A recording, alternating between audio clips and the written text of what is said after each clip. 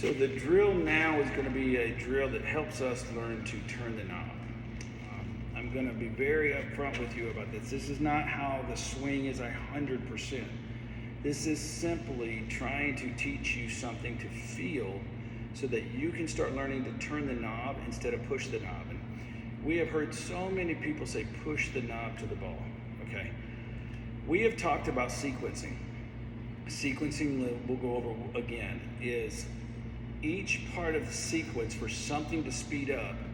Part of the sequence before that must come to a stop. So if we're talking about the body here, our first part of the sequence when we have to stop is the front hip. Once we get to the front hip, then our chest, it starts to speed up. Once it gets to its block, then the barrel speeds up. Okay.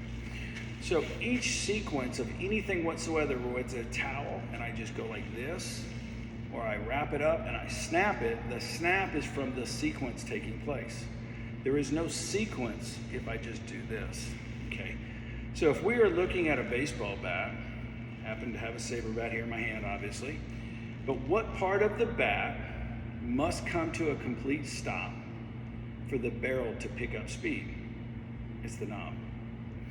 So when you hear push the knob to the ball, I'm not telling you don't take the knob to the ball. What I'm telling you is do not push the knob to the ball. Because if I'm pushing the knob to the ball and I'm pushing through the zone, at what point does my barrel ever pick up speed? Not until I get all the way out here, which is out in front of the plate.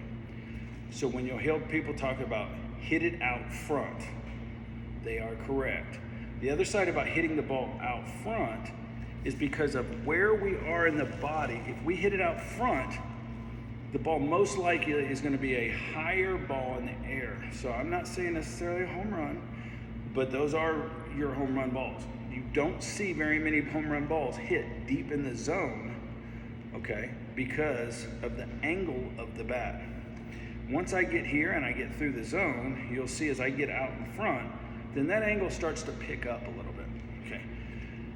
But the problem is, if I'm used to hitting everything out front and I've got a 90-mile-an-hour fastball timed up, well, what happens when he comes back with a nice 76-mile-an-hour changeup? If I'm hitting everything up here, I just literally don't have a chance. So what we have to do is learn to turn the knob behind the shoulder, okay? So as I go through this drill, what this is not the drill that you're hearing right now from some instructors of turn it here, and they're peeling off with one foot. Because we know in a sequence, where is the front hip being blocked off if I come up off the ground, okay? It works for somebody that's 6'7" and 330 pounds. They've got the power to hit off one foot like that. But the majority of hitters don't. So what we want to do is teach you to turn the knob, okay? So as the drill, I'm not going to move anything, but my hand needs to be above the clavicle because the point of turning of the knob is above the clavicle and behind the shoulder. Because if I'm behind the shoulder, I can now slot. Okay. So the drill looks like this. Now, I've got a bad shoulder. I don't have good rotation in the back shoulder. But I'm going to be above my hands and I'm going to turn it, and I'm almost just going to let it fall here so that I can just feel that knob turn. And then if I do it correctly and my knob is turning correctly, the barrel's going to go forward. Now look, I don't have a tee here for a reason. We'll put a tee there later on, but if I put a tee and a ball there, you're going to go here and you're going to try to hit it. We put a tee there just for reference point. What you have got to do, and I cannot reiterate this enough, is not try to hit the ball.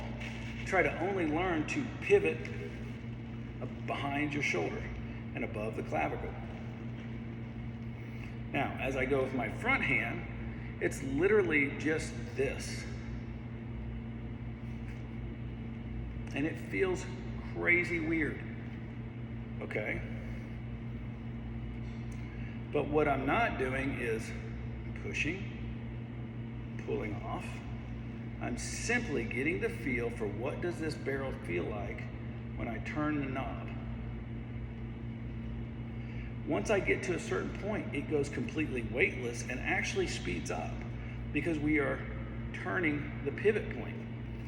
And as I get there, it'll take you a little while. I'm going to tell you, it's going to take you a minute. Just play with this. Play with it on deck. Play with it at the house. Play with it outside the batting cage. Because when you start to feel it, though, it goes. Okay? We have guys, and they'll do it, and then the barrel will pull off here. But that's how you know that when you're turning the knob, you're going here, spinning it, and around. That's when you get busted off in the handles. That's when you're around balls. Okay? Now, when I go to two hands, I'm going to be nice and comfortable here, and I'm going to still think about turning the knob here.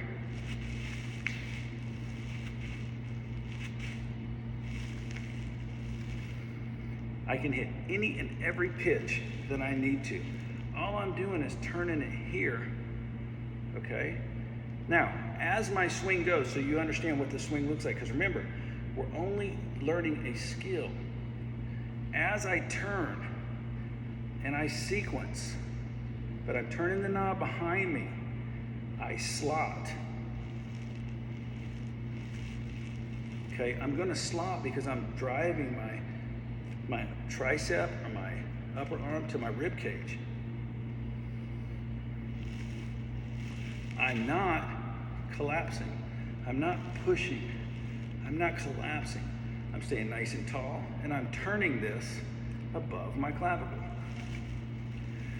Once you get it, you have radar set up. We do it in our facility, 3, 4, 5, 6 miles an hour at speed, that fast. Because we're learning to sequence properly. Because once we get the front hip to sequence, it's going to stop. Our barrel is picking up speed back here, and once it gets to its point, it's going to have the most amount of power possible. Plus, as I learn to turn here, I am getting the bat in the zone as fast as possible, and it's going to stay in the zone. Once you get this all down, and you understand your swing, and we're very proficient, you're going to be able to hit the ball that is on the back right corner of the plate, and it will play as a line drive right down the line.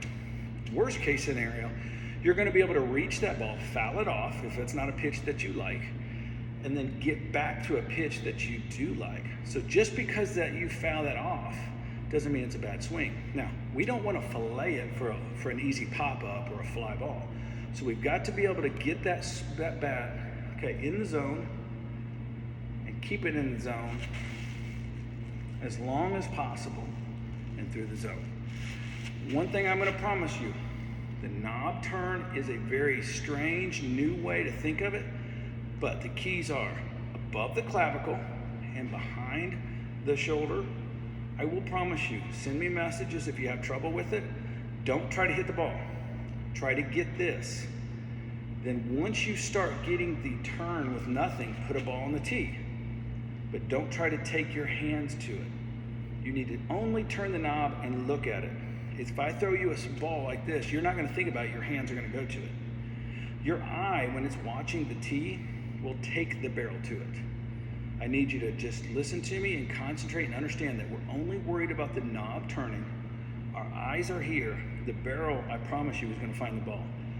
As we get through, and maybe we start doing some soft toss with this drill, let's say that you get here and you miss every single ball. As long as you're turning it here, it doesn't matter. It's still a good drill for you, okay? Because this drill isn't about making contact. The drill is about feeling the turn of the knob above the clavicle, behind the shoulder.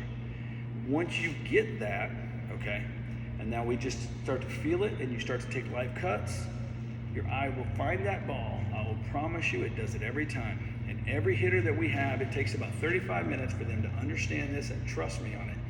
And once we start adding the ball back in, they put it all together, they absolutely love it. They're amazed. Instead of trying to find power like this, they're sitting tall with power, and they're behind the ball, behind the pitch, and they're driving everything in every zone.